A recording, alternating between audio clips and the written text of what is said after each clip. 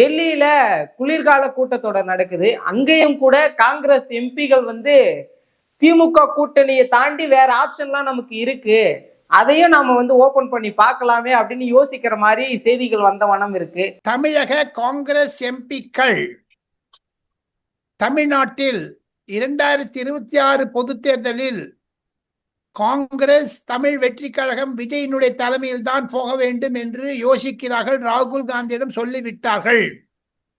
எனினும் நாம் இருவரும் பேசிக்கொண்டிருக்கக்கூடிய இதே சமயத்தில் தமிழகத்தில் திமுகவிற்கு எதிராக ஆன்டி இன்கம்பன்சி எதிர் அலை இருப்பதாகத்தான் கார்த்திக் சிதம்பரம், மணிக் தாக்கூர், ஜோதிமணி, விஷ்ணு பிரசாத், திருநாவுக்கரசர் போன்றவர்கள் நினைக்கிறார்கள்.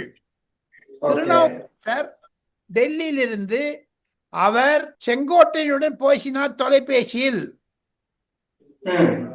இதையெல்லாம் வைத்து பார்த்தால் ஏதோ திரைமறைவில் காங்கிரஸ் திமுக மீது அதிர்ச்சியாக இருப்பதாகத்தான் டெல்லியில் ஒரு தோற்றம் இருக்கிறது. இருந்தாலும் அந்த ஸ்பெஷல் இன்டென்சிவ் ரிவிஷனை பற்றி போராட்டம் நடத்தும் பொழுது ராகுல் காந்தி அருகே கனிமொழி இருந்தாலும் கனிமொழி புகார் சொல்லி இருக்கிறார். ஏன் காங்கிரஸ்காரர்கள் பிரவீன் சக்கரவர்த்தி போன்றவர்கள் இன்னமும் விஜயுடன் தொடர்பில் இருக்கிறார்கள் என்று 5 முறை பார்த்துட்டாங்க பிரவீன் சக்கரவர்த்தி விஜயம்.